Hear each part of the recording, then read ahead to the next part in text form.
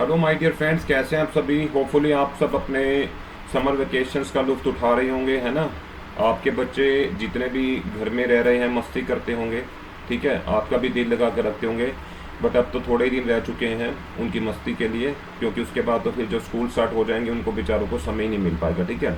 सो करने दीजिए मस्ती, और उस मस्ती के साथ ही आज का टॉपिक हम आपके साथ एक स्टार्ट करते हैं, जिसका नाम है वर्ड्स विच कॉमनली कंफ्यूज, ठीक है। उनको भी बताइए, क्योंकि उनका भी जो पार्ट रहता है स्कूल के अंदर, जो सिलेबस होता है वहाँ पर भी उनको बहुत सारे ऐसे वर्ड्स मिलते हैं जो कि उनको यूसेज में लाने पड़ते हैं, बट अननोइंगली वो जहाँ पे जौन सा वर्ड यूज़ करना है उसकी जगह कुछ और कर देते हैं, ठीक है। आप भी जैसे इंग्लिश स्टार्ट कर चुके हैं आजकल, ठीक है। यदि आप इसको बोलने की कोशिश करेंगे तो सुनने में आपको लगेगा कि हाँ यही वर्ड आना चाहिए, बट अल्टीमेटली क्या होता है कि कोई और वर्ड होता है जो वहाँ पे फिट होना होता है, ठीक है। तो आज हम इस कन्फ्यूज़न को दूर करते हैं, ठीक है। सो रिक्वेस्ट करता हूँ आप सभी से कि चैनल को आपने जितना सपोर्ट दिया है आगे भी देते रहिए, अपने फ्रेंड्स के साथ शेयर कीजिए वीडियो कंटेंट जो आपके सामने हम ला रहे हैं, ठीक है। एंड इस 30 डेज़ के कोर्स के बाद आपके साथ हम एक 30 डेज़ का हिंदी का भी एक ग्रामर पार्ट का बेसिकली सीरीज स्टार्ट करेंगे, ठीक है। जिसके अंदर आपको जितने भी डाउट्स होंगे हिंदी से रिलेटेड, यदि नहीं भी समझ आई होगी कभी, तो अब आपको वो समझ आनी स्टार्ट हो जाएगी, ठीक है। सो पहले हमने जो इंग्लिश का एक स्टार्ट कर रखा था 30 डेज़ का, उसको वाइंड अप करके फिर हम नेक्स्ट डे से ही हिंदी की तरफ चल पड़ेंगे, right. So let's start the today's topic, words which commonly confuse, right now. थोड़ा सा हिंदी में डिक्टेट कर देता हूँ ताकि आप कंफर्टेबल हो जाओ जो हम डिस्कस कर रहे हैं, राइट नाउ। किसी भी भाषा में शब्दों का उचित प्रयोग एक मुख्य बात है, ठीक है। मतलब कोई भी भाषा, इंग्लिश है, फ्रेंच है, जापानीज़ है, इटालियन है, कोई भी भाषा है, एनी लैंग्वेज, उसके अंदर किसका सबसे बड़ा महत्व किसका होता है? शब्दों का, ठीक है। इसके लिए निरंतर अभ्यास और प्रयत्न की आवश्यकता है, ठीक है। हम कहते हैं ना, it's not a overnight game, ठीक है। Nothing happens overnight. वही चीज़ है कि इसको सही तरीके से सही ढंग से प्रयोग करने के लिए हमें निरंतर अभ्यास और प्रयत्न की आवश्यकता पड़ती है, राइट। हमें शब्द का प्रयोग करने से पूर्व उसका अर्थ आना चाहिए, ठीक है। देखो कोई भी शब्द होता है ना, नो डाउट आप कोई भी लैंग्वेज यूज़ कर रहे हैं, बट फर्स्ट ऑफ ऑल एक चीज़ आप क्लियर कीजिए कि उसके अंदर हमें क्लियर होना चाहिए कि उसका मीनिंग क्या है, ठीक है। जैसे मैं आपको बताता हूँ कि आप आर्टिकल्स पढ़िए, इंग्लिश न्यूज़पेपर आपने जो लगवाई होगी, ठीक है। मैंने बोला था कि आप कोई भी एडिशन लगवा लीजिए, ट्रिब्यून लगवाइए, Times of India, Hindustan time, उसके अंदर जो भी आर्टिकल्स आते हैं डेली के, आप जो भी आपको लगता है ईजी आपके हिसाब से, आप उसको पढ़िए, हेडलाइन पढ़िए, फिर उसके अंदर का जो पूरा उसका कंटेंट दे रखा है वो पढ़िए। कोई भी डिफ़िकल्ट वर्ड आपको लगता है उसको अंडरलाइन कीजिए, एक नोट कर लीजिए अपना नोटबुक में उसको डेट वाइज, ठीक है। उसके बाद उसका मीनिंग सर्च कीजिए, फिर उसको सेंटेंस में क्रिएट कीजिए कि सेंटेंस फॉर्मेशन कैसे हो सकता है, ठीक है। तो ये चीज़ें आपको बहुत हेल्प करेगी वो कैब के अंदर, इंग्लिश स्पीकिंग के अंदर और राइटिंग पार्ट के अंदर भी, ठीक है। अल्टीमेटली आपका एक इतना कॉन्फिडेंस लेवल बूस्ट अप हो जाएगा, नेक्स्ट टाइम कभी भी वो वर्ड आपके सामने आएगा आप उसको इजीली समझ पाएंगे, ठीक है। That is the main motto. तो शब्दों का प्रयोग करने से पूर्व उसका अर्थ होना क्लियर होना बहुत ज़रूरी है, राइट। कुछ शब्द ऐसे होते हैं जो होते तो अलग अलग हैं, पर दोनों के अर्थ आसपास होते हैं, मतलब बिल्कुल ऐसा लगता है कि नहीं ये वर्ड यूज़ करें या ये वर्ड यूज़ करें, ठीक है। when you are going to speak the sentence, it will become very difficult sometimes to decide which word to use. Like two words are there having the something similar meaning but not exactly the same, so you will be confused at that situation that which one to use. So in that particular context you have to have the meaning of both the words, only then you will be able to decide ki this is to be used or that is to be used. Getting my point? So that is the today discussion all about. ऐसे शब्दों को भली भांति मन में बिठाइए और फिर दोनों के अर्थ में जो अंतर है उसे वाक्यों के द्वारा स्पष्ट रूप से समझ लीजिए, ठीक है। सो इस टाइप के जितने भी वर्ड्स आएंगे जो मैं आपको ये साथ डिस्कस करने वाला हूँ, ठीक है, कोशिश है कि जितने कवर हो पाएंगे, नहीं तो कल कंटिन्यू करेंगे। इनको आप बेसिकली एक बार तो ज़रूर पढ़िए, मीनिंग देखिए इसका क्या रहता है, फिर उसके बाद दोनों में जो डिफरेंस है उसको नोट कीजिए, ठीक है। सिमिलर वर्ड्स जो मैं आपको आज बता रहा हूँ, ठीक है, दिखने में सिमिलर है वैसे नहीं, ठीक है। उसके बाद उसको वाक्य बनाइए, उसके सेंटेंस बनाइए ताकि और क्लियर हो पाए, राइट। चलिए स्टार्ट करते हैं। हमारा फर्स्ट वर्ड जो आपके साथ मैं आज डिस्कस करने जा रहा हूँ, एडमिट, ठीक है, एंड कन्फेस, ठीक है। सो एडमिट और कन्फेस सुनने में सिमिलर लग रहे हैं, है ना, बट नो डाउट डिफरेंट है। Let's C. एडमिट का मीनिंग क्या होता है? सत्य के रूप में स्वीकार करना। मैं हिंदी में थोड़ा सा अर्थ आपको बताऊंगा ताकि आपको और क्लियर हो पाए, ठीक है। I admit that you are abler than I am. इसमें साफ सीधी बात है, सेंटेंस के अंदर क्या बताने की कोशिश की जा रही है कि एडमिट किया जा रहा है इसके अंदर, ठीक है। आई का मतलब हम खुद एडमिट यही कर रहे हैं कि सामने वाले को ये बोलते हुए कि आप हमसे ज़्यादा एबल हैं, ज़्यादा काबिल है देन आई एम, ठीक है। तो that is a case of admit, ठीक है। ठीक है, पॉजिटिव वे में बता रहे हैं, कोई इसमें वो नहीं है कि गलत हो रहा है, ठीक है। पॉजिटिव वे में बात की जा रही है, ये जो वर्ड एडमिट है इसलिए यूज़ हो रहा है, ठीक है। लाइक मैं ये स्वीकार करता हूँ कि तुम मुझसे अधिक योग्य हो, ठीक है। केस क्लियर है ये वाला, ठीक है। नेक्स्ट आता है कन्फेस। कन्फेस के अंदर क्या रहेगा वो देखिए। कन्फेस का मतलब होता है गलती स्वीकार करना। Like he confess his guilt before the जज। दोनों में सिमिलैरिटी नज़र आ रही होगी, है ना। यूसेज का पता नहीं था, ठीक है, मीनिंग का पता नहीं था, बट अब क्लियर हो जाएगा। जितने वर्ड्स कोशिश करता हूँ कि मैं आपके साथ डिस्कस कर पाऊँ, ठीक है, नहीं तो कल भी कंटिन्यू हम इसी के साथ करेंगे। तो एडमिट का मीनिंग क्या होता है, डिफरेंट होता है कंपेयर टू कन्फेस। अगर मैं यहाँ लिखूँ I confess that you are able than I am, कोई गलती थोड़ी ना की है जो स्वीकार करने की बात हो रही है, सिंपल है, सत्य के रूप को स्वीकारा जा रहा है कि एडमिट किया जा रहा है that you are abler than me, ठीक है। तो कन्फेस का कहाँ यूज़ होता है बेसिकली, जब कोई गलती की जाती है। मान लो कि कोई कोर्ट के अंदर किसी आप कह लीजिए कि किसी मुजरिम को पेश किया जा रहा है, तो उसके सामने जो मुजरिम होता है वो क्या करेगा, अपनी गलती को स्वीकार करता है, कन्फेस करता है, तो वो चीज़ होता है कन्फेस, ठीक है। अब कंफ्यूजिंगली यूज़ ना करना, इसमें ये नहीं कह सकते ही एडमिटेड हिज गिल्ट। डिफरेंट हो जाएगा मीनिंग। जो प्रॉपर इंग्लिश जानता होगा, जिसको बारीकी पता होगी इंग्लिश को, वो तुरंत कहेगा कि ये गलत वर्ड यूज़ करो। क्या आना चाहिए, कन्फेस। एडमिट की जगह एडमिट आएगा, कन्फेस की जगह कन्फेस आएगा, right. So these are some of the confusing words. Among और बिटवीन, बहुत बढ़िया, इसके अंदर भी बहुत बढ़िया वाली कंफ्यूजन होती है, ठीक है। अमंग का मतलब क्या होता है, दो से अधिक व्यक्तियों या वस्तुओं के बीच की बात हो रही हो, ठीक है, क्लियर है। Now the property was divided among 4 childrens, ठीक है, दो या अधिक व्यक्तियों की बात हो रही है। ध्यान रखना मोर देन 2 की बात हो रही है इसके अंदर, अमंग के अंदर, ठीक है। सेंटेंस से भी मैंने क्लियर कर दिया है, ठीक है। The property was divided among the 4 childrens, ठीक है, कि प्रॉपर्टी को किस में डिवाइड कर दिया गया, 4 बच्चों के साथ, ठीक है। नाउ बिटवीन का सिनेरियो क्या कहता है, फिर बिटवीन का सिनेरियो केवल यही कहता है कि दो व्यक्तियों या वस्तुओं के बीच की बात है, not more than 2, only 2। Like the property was divided between 2 children, ठीक है। तो इसमें यही बताया गया कि प्रॉपर्टी किस में डिवाइड की गई है, 2 बच्चों के बीच में डिवाइड की गई है। अमंग कहाँ यूज कर रहे थे, 2 से अधिक व्यक्तियों की बात हो या वस्तुओं की बात हो। अब ये ना कह देना the property was divided between 4 children, among आएगा, मोर देन 2 है। और इसमें ये नहीं कहना the property was divided among 2 children between, because only 2 की बात हो रही है। जहाँ पे ओनली 2 है ध्यान रखिए वहाँ पे बिटवीन आएगा, जहाँ पे मोर देन 2 है वहाँ पे अमंग आएगा, राइट। नेक्स्ट आप देखिए हमारे पास एक और अच्छा वर्ड निकल के आ रहा है, अमाउंट, ठीक है। नॉर्मली हम यूज़ करते हैं इसको रूटीन लाइफ में, ठीक है। नाउ अर्थात किसी ऐसी मात्रा जिससे एक एक करके गिना नहीं जा सकता, ठीक है। Like the large amount of the rice was delivered to the storehouse, ठीक है। ये अनकाउंटेबल नाउन में भी आता है, राइस जो वर्ड है मैंने बताया था ये अनकाउंटेबल में आता है, because we can not clearly identify और count even that how many grains of rice are there, ठीक है, नहीं कर सकते ना काउंट। अगर हम किसी मंडी में जाते हैं, आप देखते हैं कि जिस टाइम में फसल कटने के बाद मंडी में भेजते हैं, वहाँ पे पूरे का पूरा एक हीप ऑफ राइस कह सकते हैं, ढेर जमा होता है राइस का, ठीक है।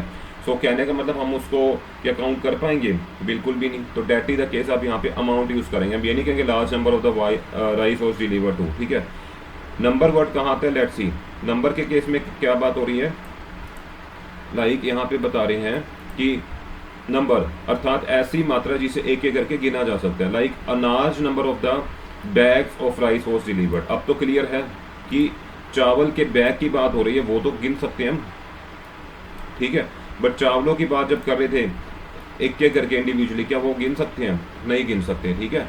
तो अमाउंट कहाँ यूज होता है, जहाँ पे लार्ज नंबर ऑफ, मतलब आप कह सकते हैं जो कि अनकाउंटेबल की बात हो, जैसे राइस है, लिक्विड है, मिल्क आप कह सकते हैं, ठीक है। सो ऐसी चीज़ों में जहाँ पे हम उनको काउंट ही नहीं कर सकते। शुगर क्रिस्टल्स है, जहाँ पे शुगर बेसिकली मैन्युफैक्चरिंग होती है, जहाँ पे तैयार होती है, रेडी होती है, प्रोडक्शन की जाती है, वहाँ पे क्या शुगर क्रिस्टल्स को आप गिन सकते हैं, नहीं गिन सकते। But when they get packed into the आप कह सकते हैं पैकेट्स ऑफ 1 kg से 2 kg and 5 kg, then we can count the number of bags. तो वहाँ नंबर यूज होगा, और जहाँ अनकाउंटेबल है वहाँ पे अमाउंट यूज होगा, क्लियर है, राइट। बहुत बढ़िया वर्ड आ रहा है एक और नेक्स्ट, एंशियस, ठीक है, होता ही होता है यूज, कंफ्यूजिंगली यूज होता है। एंशियस का मतलब होता है चिंतित या चिंतातुर, right. So we were anxious about his health, ठीक है, क्लियर है कि हम बहुत एंशियस है उसकी हेल्थ को लेके, हम उसकी सेहत के बारे में चिंतन करते हैं, ठीक है। ईगर क्या होता है? उत्साहित, रिलेटेड टू, आप कह लीजिए एक्साइटमेंट से भरा हो, ठीक है, वो कहलाता है आपका ईगर, क्लियर है, अर्थात उत्सुक या बहुत अधिक उत्कंठित, ठीक है, like we are eager to see him healthy again, ठीक है। हम ये कहते हैं ना, नो, ये नहीं कहेंगे वी आर एंशियस, एंशियस चिंतन से संबंधित हो जाते हैं, एंशियस का मतलब होता है related to something about a tense situation you can see, ठीक है। बट यहाँ पे ईगर वर्ड किस लिए यूज होता है? आप उसको उत्साहित वे में देख रहे हैं, उत्सुक है, तो that's why we use the word eager, we can not say we are anxious to see him. अब टेंस थोड़ी ना, आप तो उत्साहित उसको देखने के लिए वो दोबारा हेल्दी हो जाए, और हम ये नहीं कहेंगे we were eager about his health. कोई उत्साह होता है किसी की हेल्थ को लेकर, चिंता होती है ना, जब चिंतन की बात आए तो एंशियस है, उत्साह की बात आए तो ईगर है, राइट। तो ईगर एंड एंशियस कैसे यूज करना है, आई होप आपको समझ आ चुका है, ठीक है। नेक्स्ट बढ़ते हैं हम एप्ट, ठीक है, बहुत बढ़िया शब्द है एप्ट और लायबल, ठीक है। So let's see what is a meaning for it, ठीक है। एप्ट का मतलब होता है प्रवृत्ति, he is apt to get into mischief, ठीक है, मतलब कि किसी की हैबिट होना, मतलब आप ये कह सकते हैं कि किसी को कुछ करने की ना आदत होती है, मतलब आप कह सकते हैं कि एक किस्म से उसकी प्रवृत्ति, ठीक है, प्रवृत्ति की बात हो रही है, he is apt to get into mischief, ठीक है। So that is the usage of the apt, ठीक है। लायबल क्या होता है?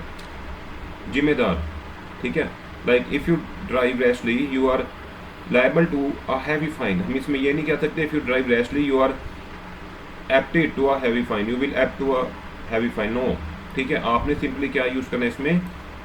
लायबल वर्ड यूज करना है, क्लियर है।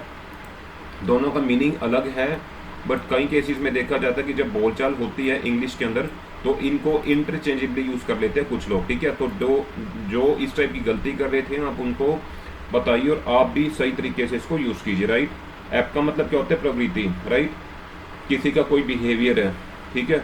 और लायबल का मतलब क्या होता है? बेसिकली जिम्मेदार। हम ये नहीं कह सकते he is liable to get into mischief, wrong, इसके अंदर क्या आएगा? Apt. If you drive rashly you are liable to a heavy fine, this is correct, right. Next आता है वर्ड डियर, बहुत बढ़िया वाला, ठीक है। आज हम इसके साथ जो आपके साथ डिस्कशन स्टार्ट करिए, कोशिश करता हूँ कि एटलीस्ट 20 वर्ड्स तो हो पाए कवर, ठीक है। और रिक्वेस्ट रहेगी कि आप सभी से आप प्लीज़ इसको नोट कीजिए साथ साथ, ठीक है। एटलीस्ट इनके अंदर जो मैंने चीज़ें बताई है उसको देखिए और उसके साथ साथ जो भी सेंटेंस इसके साथ कवर कर रहे हैं आपके साथ उसको नोट कीजिए, ठीक है, ताकि आपका आसान हो पाए बाद में इसको रिवाइज करना, ठीक है। आर्टिसन क्या होते हैं? जो किसी दस्तकारी का काम करता हो, अर्थात दस्तकार मतलब कह सकते हैं कि कोई एक बेसिकली प्रोफेशन है, लाइक कारपेंटर की बात करें, ठीक है। So that is the case, that carpenter is a good artisan, वह बड़ा ही एक अच्छा दस्तकार है, ठीक है। आर्टिसन होना मतलब कोई अच्छा वो होना, आर्टिस्ट होना किसी पर्टिकुलर लाइन का, ठीक है। बट आर्टिस्ट इज डिफरेंट, जो किसी कला में प्रवीण हो। Kalidas was a good artist, ठीक है। सो इसके अंदर तो उसकी बात हो रही है प्रोफेशन की, that carpenter is a good artisan मतलब एक बहुत बढ़िया कारीगर है, ये कह सकते हैं, ठीक है। आर्टिस्ट होना डिफरेंट होता है, लाइक अगर हम बात करते हैं आर्टिस्ट के केस में, ठीक है, आर्टिस्ट वर्ड क्या कहता है? इसमें Kalidas was a good artist, ठीक है। तो इसमें कालिदास की बात की जा रही है जो कि गुड आर्टिस्ट थे, ठीक है, डैट यू कैन से, ठीक है। बट ये नहीं कह सकते that carpenter is a good artist, कलाकार नहीं है वो, बेसिकली वो क्या है? एक कारीगर है। कलाकार और कारीगर में बहुत अंतर होता है। आर्टिशियन शब्द हम किसके लिए यूज करते हैं? कारीगर के लिए, ठीक है। और कला शब्द किसके लिए यूज हो रहा है? यहाँ पे देखिए, Kalidas was a good artist, एक रिकॉग्नाइज्ड पर्सन की बात हो रही है, ठीक है, राइट। नेक्स्ट इज एज, ठीक है। सुनने में बहुत इजी लगेगा कि हम इसको लाइक के साथ यूज कर सकते हैं, बट बोथ आर डिफरेंट। हम ये नहीं कह सकते do as, do like I do, not like as I say, ऐसा नहीं होता, डिफरेंट वर्ड यूज है, ठीक है। एज का मतलब होता है जैसे जिसके बाद क्रिया लगती है, मेनली अगर हम बात करें ना वर्ब की बात हो रही है, ठीक है, like do as I do, not as I say, clear है। यहाँ पे मिस प्रिंट हो रहा है, इसको आप प्लीज ओमिट कर सकते हैं। एज शब्द कैसा प्रयोग में ला सकते हैं? देखिए, do as I do, not as I say, ठीक है। जैसे कर रहा हूं वैसे ही कीजिए, ना कि जैसे मैंने बोला था, ठीक है। So that is the case, as का प्रयोग इस प्रकार हो रहा है, right. Next we are having like. Like के अंदर कैसे यूज होता है? Let's C. लाइक का मतलब होता है कि जैसे try not to behave like a child, ठीक है। लाइक अगर हम बात करें बच्चों की तरह व्यवहार करने का यत्न ना करो, ये नहीं कह सकते ना do not try to behave as a child, like a child word यहाँ पे यूज होना है। आइडेंटिफाई आपने करना है कि कैसे यूज करना है और कब यूज करना है, ठीक है। जो आपको आज हम समझा रहे हैं उसी के अंदर ये चीजें क्लियर हो जाएगी, ठीक है। जैसे पूर्व विभक्ति या कारक चिन्ह के रूप में प्रयोग किया जाता है, इसमें हमें पूर्वाभास हो जाता है कि किसी की तरह ना करने वाले कोई बात हो। Like try not to behave like a child, ठीक है। चाइल्डिश नेचर तो सभी को पता है ना, तो उसी के बारे में बात हो रही है कि सामने वाले को बोलना कि आप बच्चों की तरह बर्ताव ना करिए, है ना। So that is the case, clear I think, ठीक है। ऑडियंस की बात आती है, ठीक है। ऑडियंस वर्ड भी स्पेक्टेटर्स के साथ कंफ्यूजिंग है, ठीक है। Like the speaker board the audience with this long speech, ठीक है। कई बार जो स्पीच होती है ना उसके अंदर जो स्पीकर होता है वो ज़्यादा ही लंबा खींच लेता है किसी टॉपिक को, अल्टीमेटली जो ऑडियंस होती है वो बोर फील करने लग जाती है, ठीक है। और स्पेक्टेटर्स क्या होता है, देखो इसमें होते हैं श्रोताओं का समूह जो सुनने वाले हैं। स्पेक्टेटर्स क्या होता है, दर्शकों की बात हो रही है। लाइक अगर हम बात करें the slow hockey game board the spectators, ठीक है। दर्शक जैसे कोई मैच है पर्टिकुलरली उस सिनेरियो की बात हो रही है, वहां पे स्पेक्टेटर वर्ड यूज करेंगे ना कि ऑडियंस। क्राउड कह सकते हैं हम उसको, ठीक है, बट ऑडियंस वर्ड यहाँ पे नहीं होगा। ये नहीं कह सकते the slow hockey game board the audience, it is spectators. Confusing है क्योंकि पता ही नहीं किसी को ज़्यादातर कि कहाँ पे यूज होना है। दर्शकों के केस में हमें स्पेक्टेटर यूज करना है और श्रोताओं लिसनर्स के केस में हमेशा ऑडियंस यूज करना है, ठीक है।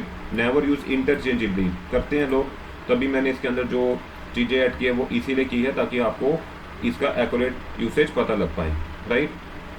क्लियर है। ऑडियंस का कहाँ यूज होता है, जहाँ पे लिसनर्स की बात है, श्रोताओं की बात हो रही थी। और स्पेक्टेटर्स का यूज कहाँ पे होता है, जहाँ पे दर्शकों की बात है, देखने वालों की बात हो रही है, ठीक है। एग्जाम्पल के थ्रू आई थिंक आपको क्लियर है, राइट। चलिए आगे बढ़ते हैं। नेक्स्ट वर्ड आता है हमारे पास बेटर, बहुत कंफ्यूजिंग है वेल के साथ, ठीक है। Like she is better today than she was a week ago, ठीक है। लाइक अर्थात पहले कुछ स्वस्थ, अब पूरी तरह नहीं, ठीक है। सो ये कह सकते हैं कि लाइक अगर हम बात करें कि कुछ कुछ ठीक है, कुछ कुछ pending. Like she is better today than she was a week ago, भाई पहले से तो कुछ बेटर लग रहे हैं वो देखने में, बट कंपैरेटिवली है, ठीक है। पूरी तरीके से ना होना ये कह सकते हैं, ठीक है। पहले से कुछ बेटर ये कह सकते हैं, पहले से कुछ स्वस्थ। वेल का मतलब होता है कंप्लीट वेल, पूरी तरीके से मतलब स्वस्थ हो जाना, उसको कहते हैं वेल। आई बात समझ, ठीक है। So in a month or two she will be quite well, clear है। सो इसका मतलब कहने का भी 1 या 2 महीने तक वो पूरी तरीके से ठीक हो जाएंगे, क्लियर है, right. So that is how you have to use better and well. Well का मतलब जब पूरी तरह से श्योर है, लाइक अगर हम बात करते हैं किसी की हेल्थ की, सो हम यूज ही कर रहे थे कि इन a month or 2 she will be quite well, पूरी तरीके से। बेटर का मतलब compare to the previous situation, like she is better today than she was a week ago, ठीक है। बोथ और ईच का यूज़ करके देखते हैं जी, कंफ्यूजिंग है, होता ही है कंफ्यूजन इसमें, ठीक है। इंटरचेंजेबली भी यूज़ करते हैं लोग, एक ईच की जगह बोथ और बोथ की जगह ईच, लेट्स सी, ठीक है। बोथ का मतलब होता है दोनों की बात हो रही है, ठीक है, और दोनों आपस में संबंधित होते हैं। Like both the sisters are beautiful, ठीक है, दोनों की दोनों बहनें क्या है, खूबसूरत है, सुंदर है, राइट, क्लियर है, राइट। सो ये बात हो रही थी बोथ के केस में, ठीक है। Both the sisters are beautiful, ठीक है। हम ये नहीं कहेंगे each sisters are beautiful, both use होगा, राइट। नाउ ईच का यूज होता है प्रत्येक, अर्थात 2 या 2 से अधिक लोगों में से हर एक। लाइक कहने का मतलब जब बहुत सारे लोग हैं ना उसमें से हर एक की बात की जा रही है, ना कि केवल 2 की, ठीक है। Each girl has a new book in the class, ठीक है। मान लो टीचर के कंटेक्स्ट में अगर हम बात करें तो जैसे टीचर ने बोला कि कल एक बुक लगवाई जा रही है आपको and you have to purchase it and it's going to be covered for the next upcoming exam, ठीक है। सो जैसे ही टीचर एंटर करते हैं तो वो देखता है कि हर एक गर्ल के पास क्या होती है, वो बुक होती है। So that is the scenario we have to use each girl has a new book, ठीक है। हम वहाँ पे ये नहीं कहेंगे both the girls has a, because both का मतलब क्या था, दोनों की बात हो रही है, वो भी रिलेटेड की बात हो रही थी, ठीक है। Both the sisters are beautiful, दोनों की बात हो रही है, ठीक है, और दोनों आपस में रिलेटेड हैं। ईच का मतलब क्या है कि आप कह सकते हैं प्रत्येक, हर एक की बात होना। लाइक 2 या 2 से अधिक लोगों में से हर एक की बात हो रही है, ठीक है। बहुत सारे लोग हैं उनमें से हर एक की बात होना, ठीक है। नेक्स्ट होता है ब्रिंग या टेक, बहुत बढ़िया कंफ्यूजिंग वर्ड है, कंटिन्यू करते हैं। ब्रिंग का मतलब क्या होता है लाना, like bring a bread from the बाजार कहते हैं ना कई बार, और फ्रॉम द मार्केट, ठीक है। हम ये तो नहीं कहते take a bread from the bazaar, take का मतलब होता है ले जाना, ठीक है। ब्रिंग का मतलब क्या होता था लाना, और टेक का मतलब क्या होता है बेसिकली ले जाना, राइट। तो डिफरेंस देखिए तब यूसेज देखिए आसान हो पाएगा, ठीक है। ब्रिंग का मतलब क्या है लाना, bring a bread from the बाजार, और टेक का मतलब क्या होता है ले जाना, take your breakfast with you when you go to the school, ठीक है। सिंपली एक पेरेंट होने के नाते आप बच्चों को या चिल्ड्रंस को इंस्ट्रक्शन दे सकते हैं अपने कि take your breakfast with you when you go to the school, ठीक है। टेक का मतलब होता है ले जाना, ठीक है। ये नहीं कहेंगे ना bring your breakfast with you, take your breakfast with you, और ये नहीं कहेंगे take a bread from the bazaar, bring a bread from the bazaar या मार्केट, ठीक है। दोनों का मीनिंग अलग अलग है। ब्रिंग का मतलब क्या बताया मैंने लाना, like bring a bread from the बाजार, और टेक का मतलब होता है लेके जाना, राइट। बहुत बढ़िया कंफ्यूजिंग वर्ड एक और आ रहा है, बढ़िया इसलिए कह रहा हूँ क्योंकि ये रूटीन के अंदर जो यूज होते हैं वो कंफ्यूजिंग वे में यूज हो रहे हैं, ठीक है। कैन शब्द आता है अगला, ठीक है। सो कैन का मतलब होता है शारीरिक रूप में समझ, like she is so weak that she can not walk, negative sense में हम यूज कर रहे हैं इसको, ठीक है। Like she is so weak that she can not walk, ठीक है। शारीरिक रूप से मीन फिजिकली उसकी बॉडी की बात हो रही है इसमें, right. So that is the scenario. Next use हो रहा है हमारे पास मतलब इसके अंदर एक फिजिकल स्टेमिना की बात कह लीजिए यूज हो रही है जो है ना,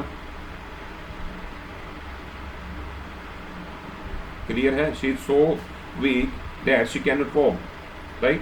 मे का मतलब क्या होता है आज्ञा लेना, अनुमति लेना, ठीक है। किसी फिजिकल उसकी बात नहीं हो रही, उसकी फॉर्म ऑफ आप कह लीजिए कि क्या उसकी बॉडी में कुछ इशू है नहीं है, ठीक है।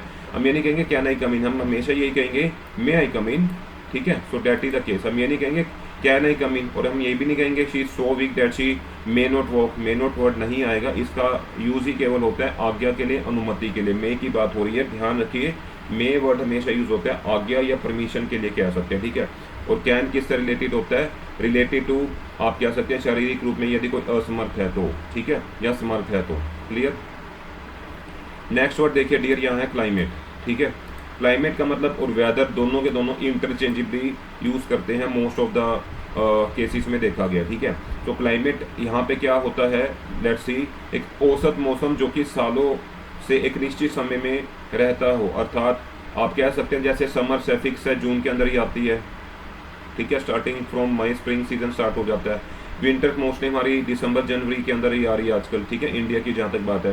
तो in that case climate use होगा, like I like a climate of Shimla more than that of a Dehradun, because Shimla का जो क्लाइमेट है देहरादून के कंपेरेटिवली क्या रहता है, बेसिकली निश्चित समय के लिए रहता है। तो लाइक वहाँ पे अच्छा ही रहता है, मोस्टली ठंडक होती है, तो दैट इज द केस, वहाँ पे क्लाइमेट यूज होगा, ना कि हमें कहेंगे like the weather of the Shimla. Weather तो बेसिकली क्या है, वातावरण की दिन प्रतिदिन की स्थिति। हो सकता है मौसम अब इस टाइम पे क्या है, स्टॉर्मी है, विंडी है, हो सकता है थोड़ी टाइम बाद हॉट हो जाए, दैट डिपेंड्स, क्लियर है। So that is the case. So whether word किस लिए यूज होता है, वातावरण की दिन प्रतिदिन की स्थिति, ठीक है। लाइक मौसम होता है the weather was stormy in the morning, कह सकते हैं ना। तो इसमें नहीं कहेंगे the climate was storming, weather was storming. Climate कहाँ यूज होता है, जब आपको पता है कि कोई भी जगह है, कोई भी आप कह सकते हैं औसत मौसम, एवरेज सीजन की बात करें, सालों में से एक निश्चित समय में रहता है। जैसे शिमला के अंदर जो है आप कह सकते हैं कि जो क्लाइमेट है बहुत बढ़िया रहता है compare to the other area surrounding it, ठीक है, जो नॉर्दर्न एरियाज की अगर हम बात करते हैं। तो इन दैट सिनेरियो वहाँ पे हम क्लाइमेट यूज़ करेंगे। वेदर यूज़ कहाँ पे करते हैं, बेसिकली लाइक सुबह की बात करें तो मॉर्निंग के अंदर क्या था, the weather was stormy, but अगर हम बात करते हैं day time, the weather is hot now, कह सकते हैं। तो डैट इज द केस, यहाँ पे वेदर यूज हो रहा है जिसके अंदर हमें वातावरण जो इस समय है, दिन प्रतिदिन की स्थिति के बारे में बताए, वो होता है वेदर। हम ये नहीं कहेंगे कि the climate was stormy, the weather was stormy, जो that keeps on changing, but climate that stay as it is for a fix duration of the year, right. Couple और पेयर बहुत बढ़िया कंफ्यूजिंग वर्ड है, ठीक है। Couple और pair, couple का मतलब क्या होता है जोड़ा, like two couples remained on the dance floor, ठीक है, कह सकते हैं, ठीक है।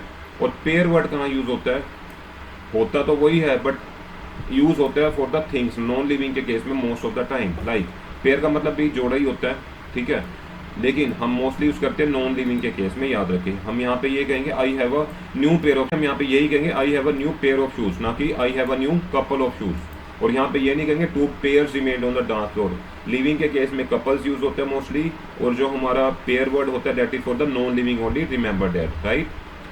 Very confusing. And most of the time interchangeable use होता है, तो आप ध्यान से यूज कीजिएगा, right. Despise, very quality word I should say, and most confusing one with detest, ठीक है। डिस्पाइज का मतलब क्या होता है, घृणा करना। Like most of the time आपको देखा होगा कि कुछ लोग जो है ना, जैसे गरीब लोग होते हैं, कुछ मांगने आते हैं तो उनको धुतकारते हैं, डांटते हैं, जो कि गलत है, ठीक है।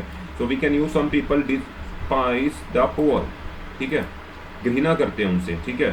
So that is the case, भी हमें डिस्पाइज यूज करना है। डिटेस्ट का मतलब क्या होता है, पसंद ना करना। That is a different meaning, different context में बात हो रही है। Like I detest hot weather, मैं गर्मी का मौसम पसंद नहीं करता। हम इसमें नहीं कहेंगे आई डिस्पाइज द हॉट वेदर, उसमें घृणा शब्द आता है, ठीक है। इसमें क्या होता है, नापसंद की बात आ रही है। हम ये नहीं कह सकते some people detest the poor, no, इसमें ऐसा कुछ नहीं। घृणा करना एक प्रॉपर वर्ड होता है, डिस्पाइज, राइट। और यहाँ पे क्या यूज होगा, आई डिटेस्ट हॉट वेदर, मतलब कि मुझे गर्मी का मौसम पसंद नहीं है, या मैं गर्मी का मौसम पसंद नहीं करता, ठीक है। अब ये थोड़ा कहेंगे आई डिस्पाइज हॉट वेदर, मुझे घृणा है, नथिंग लाइक दैट, राइट। तो फर्स्ट 20 आज हम कवर कर रहे हैं, मैंने आपके साथ डिस्कस कर ही दिया है, ठीक है। Remaining we will be covering tomorrow, right. Next you are having each other और वन अनदर, बहुत कंफ्यूजिंग वर्ड्स है दोनों के दोनों। लेट्स सी, ईच अदर का मतलब होता है आपस में, दो व्यक्तियों में बात हो रही है, ठीक है। Kavita and Savita have known each other for 10 years, ठीक है। इसके अंदर बात क्या हो रही है, जिसमें दो व्यक्तियों की इन्वॉल्वमेंट हो। In that scenario we will use each other. Like example के थ्रू समझिए, Kavita and Savita have known each other for 10 years, ठीक है। एक दूसरे को वो 10 सालों से जानती हैं, परिचित हैं, ठीक है। वन अनदर का मतलब कहाँ पे यूज होता है, जब दो व्यक्तियों से अधिक व्यक्तियों की बात हो, वन अनदर, ठीक है। Like these 4 girls have known one another for 10 years. दो व्यक्तियों से अधिक की बात होगी ना डियर, तो वहां पे वन अनदर यूज होगा। जब एग्जैक्टली दो की बात हो रही है तो वहां पे ईच अदर यूज होता है, राइट। क्लियर है, सेंटेंस के थ्रू भी देख सकते हैं। जैसे दो व्यक्तियों की बात हो रही है, वहां पे ईच अदर यूज हो रहा है।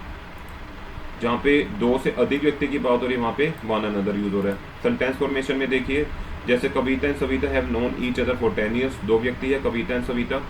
एंड दीज 4 गर्ल्स मीन्स दो व्यक्तियों से अधिक की बात है, तो वहां पे one another. These 4 girls have known one another for 10 years, right. Farmer word and later word भी कंफ्यूजिंग है, यूज करते हैं most of the time interchangeably, but नहीं करना। आप इसका मीनिंग समझिए। फॉर्मर का मतलब क्या होता है, लाइक कोई मूवी है, उसके 2 पार्ट्स है, आपको फर्स्ट हाफ समझ आया, अच्छा लगा तो फॉर्मर वर्ड यूज होगा, सेकंड हाफ समझ आया तो लेटर यूज होगा, ठीक है। तो फॉर्मर का मतलब होता है 2 में से पहले वाला, कोई चीज है फुल, उसमें से फर्स्ट पार्ट, ठीक है। Like the former half of the movie was dull, कोई मूवी देखने गए आप और उसका जो फर्स्ट पार्ट था वो डल था, तो आप क्या यूज करेंगे, the former half of the film was dull. Latter का मतलब जो सेकंड हाफ रहने वाला है ना। Now the latter half of the film was interesting, मतलब 2 में से जो सेकंड पार्ट था वो पसंद आया आपको। क्लियर है। तो इन दैट सिनेरियो हम क्या यूज करते हैं, लेटर, ठीक है। फॉर्मर और लेटर को इंटरचेंजेबली यूज नहीं करना। फॉर्मर मीन्स पहले वाला, लेटर मीन्स बाद वाला। क्लियर है। सो बहुत ईजी था बट कंफ्यूजिंग था, तो नोट कीजिए इसको भी, ठीक है। नेक्स्ट आता है हमारे पास वर्ड हैबिट, ठीक है, आदत कह सकते हैं, ठीक है। लाइक किसी की एक स्वभाव के बारे में बात हो रही है, लाइक अर्थात व्यक्तिगत स्वभाव अथवा आदत कह सकते हैं, सिंपल वर्डिंग में, है ना। इसका सेंटेंस फॉर्मेशन देखते हैं, gambling is a habit with him, मतलब उसे जुआ खेलने की आदत है। कईयों को ड्रिंक करने की बहुत आदत होती है ना, कईयों को झूठ बोलने की बहुत आदत होती है, कईयों को चोरी करने की आदत होती है। तो in that situation we will use habit, not custom. Custom और हैबिट बहुत डिफरेंट है, ठीक है। अब कस्टम वर्ड क्या होता है, एक कह सकते हैं रिवाज की बात हो रही है, अर्थात समाज, जगत, ठीक है, प्रथा कुछ कह सकते हैं, ठीक है। कस्टम्स होते हैं कुछ एक, ठीक है, फॉलो करने पड़ते हैं हमें सोसाइटी में, तो डेट इज द केस, वहाँ पे हम कस्टम यूज करते हैं। Like it is the custom among Hindus to cremate the dead, होता है ना हिंदुओं के अंदर जो मृत व्यक्ति होता है उसको जलाने की प्रथा है। क्रिश्चियंस के अंदर क्या होता है, दफनाया जाता है ना। सो डेट इज द सिनेरियो, मतलब जो कस्टम की बात हो, आप कह सकते हैं प्रथा की बात हो, वहाँ पे हम क्या यूज करते हैं, कस्टम, ना कि हैबिट। हम ये नहीं कह सकते it is the habit among Hindus, it is custom among Hindus, प्रथा की बात है। हैबिट का मतलब क्या होता है, उसकी खुद की कोई आदत है, ठीक है। Like some students are very habitual of reading the books. Habitual का मतलब हैबिट वर्ड को यूज करें कि उनकी आदत है, पढ़ते हैं वो, ठीक है। नाउ इफ एंड वेदर, बहुत बढ़िया और कंफ्यूजिंग वर्ड। 19 इफ का मतलब क्या होता है, यदि। Like she will get to the examination if she works hard, मतलब इसमें कंडीशन डाल दी गई है कि अगर वो अच्छा और हार्ड वर्क करेंगे तो ही वो एग्जाम में से अच्छे अंक ले पाएंगे, यदि वह मेहनत करेगी तो ही उत्तीर्ण हो जाएगी। इफ वर्ड आ गया। इसमें नहीं कह सकते she will get through the examination whether she work. Whether का मतलब होता है विकल्प की बात हो रही है, दो में से किसी एक की चुनने की बात हो रही है। शी आस्क्ड मी, ठीक है, वेदर वर्ड कहाँ यूज़ होता है, विकल्प के तौर पे यूज़ हो रहा है, ऑप्शन के तौर पे यूज़ हो रहा है, ठीक है। लाइक शी, आप कह सकते हैं she asked me whether I intended to go to cinema, मतलब ऑप्शन दिया जा रहा है। उसने मुझसे पूछा कि क्या मैं सिनेमा जाना चाहता था, दैट इज द केस। आई बात समझ। सो आप कह सकते हैं वेदर के केस में आपको ऑप्शन मिल रही है, विकल्प मिल रहा है, विकल्प सूचक है, ठीक है। बट आप अगर इफ़ की बात करें उसमें कंडीशन की बात हो रही है, क्लियर कट इसमें बताया गया, राइट। होपफुली आपको समझ आया होगा, है ना। सो इफ़ का मतलब जब कंडीशन की बात होती है, यदि कहते हैं हम इसको हिंदी में, ठीक है। और वेदर का मतलब अगर हम बात करते हैं वो ऑप्शंस दिया जा रहा है, विकल्प सूचक की बात की जाए तो वेदर यूज होता है, ठीक है। और वे शब्द जो आया मैं आपके साथ जो नेक्स्ट आपके साथ 30 डेज हिंदी का जो ग्रामर पार्ट रहेगा, एक सीरीज स्टार्ट करेंगे, उसके अंदर बताएंगे ये सारी चीज़ें। अव्यय क्या, प्रत्यय क्या है, समास, संधि, संज्ञा, सर्वनाम, विशेषण, क्रिया विशेषण, सारी चीज़ें बताएंगे, क्लियर है। Next now if it was, ठीक है। सो कहते हैं ना, अर्थात यदि ऐसा होता, if it was there in the morning it should be there now. यदि सुबह वह वस्तु प्रातः वहीं पे थी तो अभी भी वहीं होनी चाहिए। कह सकते हैं ना इफ़ इट वॉज, भाई अगर सुबह कहीं थी मतलब पास्ट टेंस की बात हो रही है तो अभी भी वहीं होनी चाहिए थी, ठीक है। यदि ऐसा था, ठीक है। सो हम कहते हैं ना कॉन्सिक्वेंस होता है कई बारी, if it was there in the morning, right, it should be there now. यदि वह वस्तु प्रातः वहाँ थी तो अब भी वहीं होनी चाहिए, एक परसेप्शन जाती है, ठीक है। नेक्स्ट होता है इफ़ इट वर, अर्थात यदि ऐसा होता। लाइक अगर हम बात करते हैं ना इमेजिनेशन में, यदि मैं प्रधानमंत्री होता तो मैं ये करता, दैट इज द केस, वहाँ पे इफ़ इट वर यूज होगा, ठीक है। Like if I were the prime minister of India I will remove the poverty, अगर मैं प्राइम मिनिस्टर होता तो मैं गरीबी हटा देता देश से, ठीक है। So that is the case, यहाँ पे इफ़ इट वर कह सकते हैं, इसको किस फॉर्म में यूज़ किया जा रहा है, आई वर, ठीक है, डिनोट करने के लिए कि अगर मैं ऐसा होता तो, ठीक है। हम ये नहीं कह सकते इफ़ आई वॉज, सिचुएशन के ऊपर डिपेंड करता है, ठीक है। सिचुएशन जो इफ़ इट वॉज है वो बता रहे यदि ऐसा होता, यदि ऐसा था तो अब भी ऐसा ही होना चाहिए था, ठीक है। कुछ सिचुएशंस में होता है कि किसी पर्सन के अंदर कुछ चेंजेस आ जाते हैं तो कहते हैं लोग कि earlier he was like that now he is like this, कह सकते हैं। So that is the situation. इसमें भी वही चीज़ है, इफ़ इट वॉज कहाँ यूज़ होता है, जहाँ पे कोई चीज़ हमें दिखी थी कि मॉर्निंग में ऐसी थी तो अब भी ऐसी होनी चाहिए थी, ठीक है। लाइक मैंने जो सेंटेंस फॉर्मेशन आपको करके बताया, इफ़ इट वर क्या होता है, डिफरेंट सिनेरियो में यूज़ होता है, ठीक है। यदि ऐसा होता, ठीक है, if I were there I could have saved him, ठीक है। If I were the prime minister of India I will remove the poverty, ठीक है। कुछ सेंटेंसेस फॉर्म में मैंने आपको समझाने की कोशिश की है कंफ्यूजिंग वर्ड से, ठीक है। इसी सीरीज को हम कंटिन्यू करेंगे कल के लेक्चर में भी। होपफुली आज का सेशन आपको समझ आया होगा, इसको गो थ्रू कीजिए। रिक्वेस्ट रहेगी कि इसको नोट डाउन भी कीजिए, फिर भी कुछ नहीं समझ आता तो प्लीज़ आप कॉन्टैक्ट कीजिए comment section of this video, I will definitely reply. Till then, good day.